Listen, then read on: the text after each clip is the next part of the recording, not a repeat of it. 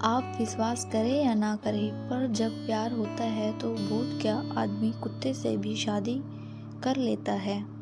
मैं रवि बचपन से ही अपनी पड़ोस की लड़की प्रिया से बहुत प्यार करता था, पर कभी उसे इस बारे में कुछ कह नहीं पाया और देखते देखते आज वो 16 साल की हो गई। मैं अक्सर स्कूल जाते वक्त उसे देखा करता था। उसके गुलाबी गाल, मोरनी सी गर्दन, सुनहरे बादलों जैसे बाल, उसके होठ, और वो पूरे गांव में सबसे सुंदर थी और भोली भी। जब वो अपनी सहेलियों के साथ नदी किनारे खेलती और हंसती थी तो मैं उसे रोज छुप कर देखता था। मैं उसे बेइंतहा प्यार करता था, पर उसे कभी बोल नहीं पाया। पर हर प्रेम कहानी की तरह मुझे ये नहीं पता था कि मेरी इन खुशियों को जल्द ही नजर लग जाएगी। कहने को तो मैं उन्हें दोस्त कहता था, पर पूरा गांव जानता था कि जतिन और उसके दोस्त कितने कमीने लड़के हैं। आए दिन लड़कियों को छेड़ना और लोगों को परेशान करना उनकी फितरत थी। एक दिन मैं नदी किनारे बैठा था, तभी पीछे से जतिन और उसकी टोली ने मुझे पकड़ लिया। जतिन बोला, क्या बे रवि, क्या कर रहा है यहाँ पर? मैंने कहा, कुछ नहीं। जतिन ने कहा कि आज मैंने प्रिया को देखा, बहुत मस्त लग रही थी। ये सुनते ही मेरे शरीर में आग सी लग गई। फिर जतिन बोला, यार मुझे प्रिया चाहिए। बाकी लड़के भी यही कहने लगे। ये सब सुनकर मेरा मगज गर्म हो रहा था। तभी जतिन बोला, रवि तू क्या सोचता है? मैंने लड़खड़ाते हुए जुबान से कहा, हो सकता है प्रिया किसी और से प्यार करती हो। जतिन बोला, मैंने सब पता कर लिया है, कोई भी लड़का उसकी जिंदगी में नहीं है। यही सही मौका है, कल मैं प्रिया को अपना बना कर रहूंगा। फिर जतिन जोर से बोला, सुन लो सभी, आज से वो मेरी गर्लफ्रेंड है।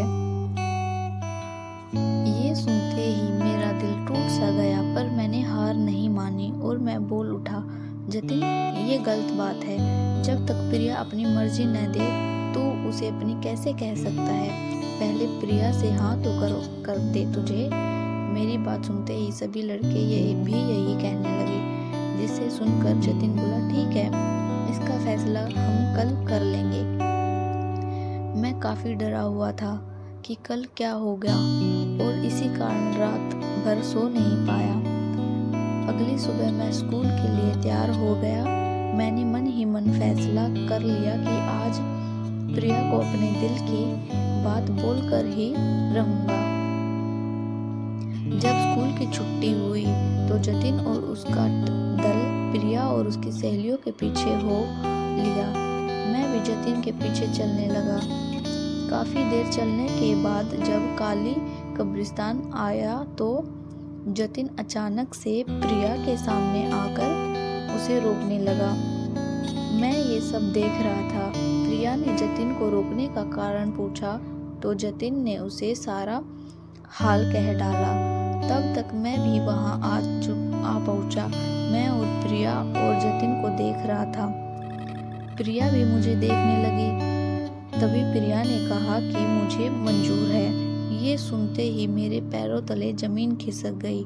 मेरा सब कुछ लुट गया। क्या मेरे बचपन का प्यार लुट जाएगा? तभी प्रिया बोली कि मेरी एक शर्त है और अगर तुम वो पूरी कर सकते हो तो मैं तुम्हारी। जतिन बोला, मैं कुछ भी कर सकता हूँ। तब प्रिया बोली कि तुम्हें कुछ लाना होगा। जतिन ने कहा, क्या लाना है? प्रिया बोली, सामने काली कब्रिस्तान है, ठीक रात 12 बजे तुम्हें वहां से एक लेटर लाना है और अगर वो लेटर तुम ले आए तो मैं तुम्हारी। मैं और जतिन दोनों ने ये बात सुनी। फिर ये सुनते ही जतिन का चेहरा सफेद पड़ गया। कुछ देर की खामोशी के बाद जतिन बोला, मैं करूँगा। प्रिया बोली, ठीक है, फिर मिलते हैं लेटर के साथ। प्रिया ने मुझे देखा और हंसते हुए बोली, तुम भी जा सकते हो रवि।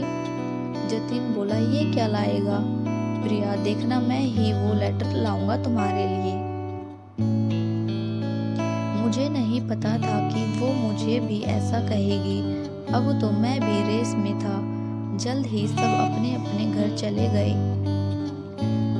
रात आ चुकी थी और मेरा दिल भी घबरा रहा था। मैंने थोड़ी हिम्मत की और काली कब्रिस्तान की ओर चल दिया। जब मैं वहां पहुंचा तो सभी लोग वहां पहले से ही मौजूद थे। प्रिया, उसकी सहेलियां और जतिन और उसके दोस्त। जतिन बोला, तो तू आ गया रवि।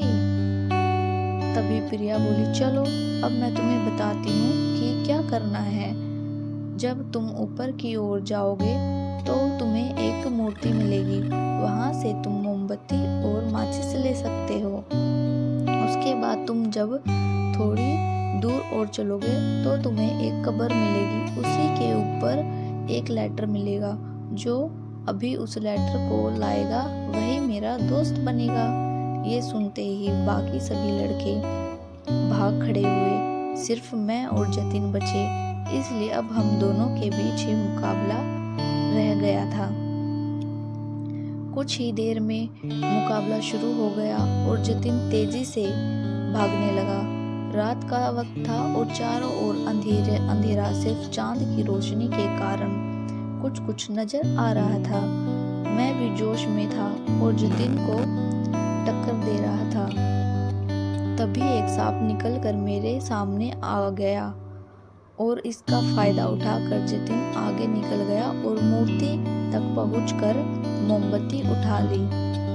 जैसे तैसे मैं सांप से बचा और जब मैं मूर्ति तक पहुंचा देखा वहां कोई और मोमबत्ती नहीं थी। अब मेरे पास कोई और चारा नहीं था। करो और मरो की बेला आ चुकी थी। इसलिए मैं अंधेरे में ही उस कब्र की ओर निकल पड़ा। मुझे अपने प्यार पर भरोसा था। तभी मैंने जतिन की चीख सुनी और वो चिल्ला रहा था, भागो चुड़ैल चुड़ैल। ये सुनते ही मेरे हाथ पांव फूल गए। मैंने देखा जतिन तेजी से मेरी ओर भागते हुए आ रहा था और अचानक मेरी ओर रुकते हुए बोला, रवि भाग, यहाँ चुड़ैल है। और वो नीचे की ओर भाग गया। मैं काफी डर चुका था, पर मैं ऐसा कैसे भाग जाता। मुझे हर बार प्रिया का ख्याल आ रहा था। मैं किसी भी कीमत पर उसे अपना प्यार साबित करना चाहता था। इसलिए मैं कब्र की तरफ बढ़ने लगा। काफी देर चलने के बाद मुझे वो कब्र नजर आई, पर मेरे चेहरा पीला पड़ गया जब मैंने उस पर एक लड़की को बैठे देखा। उसके बाल काफी लंबे थे और वो गर्दन झुकाकर वहां बैठी हुई थी। मेरे पैर काम करना बंद कर चुके थे। मैं काफी देर तक वहीं खड़ा रहा। मुझे बार बार प्रिया का चेहरा याद आ रहा था। मैंने थोड़ी हिम्मत इकट्ठी की और कब्र के पास जाकर उस चुड़ैल को दबती आवाज में बोला, जी क्या आपने यहाँ कोई लेटर देखा है? चुड़ैल कुछ नहीं बोली। मैंने अपनी बात फिर दोहराई, पर इस बार उसने पास आने का इशारा किया। मैं डरते डरते उसके पास पहुंचा। तभी मैंने कहा, देखो मुझे मत खाना। दरअसल मैं एक लड़की को बचपन से बहुत प्यार करता हूँ। उसका नाम प्रिया है और उसी के लिए मैं यहाँ तक आया हूँ। तभी चुड़ैल ने कहा, तो अब तक मुझे बताया क्यों नहीं? मैं पूरी तरह हैरान हो गया। वो तो प्रिया की आवाज थी। तभी चुड़ैल ने अपने बालों को ऊपर किया और मेरा दिल रुक सा गया। वो प्रिया ही थी जो चुड़ैल बनी हुई थी। मैं पूरी तरह हैरान था कि अब क्या करूं। मैं बस प्रिया को देख रहा था और प्रिया मुझे। तभी हम दोनों को कोई आवाज सुनाई दी। एक बड़ा काला साया हमारी ओर आ रहा था। ये देख प्रिया ने मेरे हाथों को पकड़ लिया और मैंने भी प्रिया को पकड़ लिया। देखते ही देखते वो काला साया करीब आने लगा और अचानक एक तेज रोशनी हमारे चेहरे पर पड़ी और वो साया बोला, कौन है वहां पर? वो कोई और नहीं, कब्रिस्तान का चौकीदार था। उसे देखते ही मैं और प्रिया तेजी से भाग खड़े हुए। हम काफी देर तक भागते रहे और फिर घर आकर ही रुके। वो बिना कुछ बोले अपने घर चली गई और मैं भी अपने घर आ गया। मैं सारी रात नहीं सोया। अगली सुबह मैं स्कूल के लिए तैयार हो गया। जब मैं स्कूल पहुंचा तो वो पहले से ही वहाँ थी, पर वो कुछ नहीं बोली। जल्द ही स्कूल की छुट्टी हो गई। मैंने उसे हर जगह ढूंढा पर वो नहीं मिली। मैं निराश होकर घर की ओर जा रहा था। मुझे एक आवाज़ सुनाई दी। वो प्रिया ही थी। मुझे भरोसा नहीं हुआ। वो मेरे पास आई और कहा, रवि कहाँ जा रहे हो? मैंने कहा, घर। प्रिया बोली, मैं भी चलती हूँ। तभी मैंने कहा, प्रिया मुझे तुम्हें कुछ कहना है। तभी प्रिया ने मेरे होठों पर अपने हाथों को रखते हुए कहा, मुझे पता है तुम्हें क्या कहना है। मुझे पता चल गया था कि वो भी मुझे बहुत प्यार करती है। कभी कभी जवान का काम सिर्फ आंखें ही कर देती है। उसका हाथ मेरे हाथों में था और हम अपने घर जा रहे थे।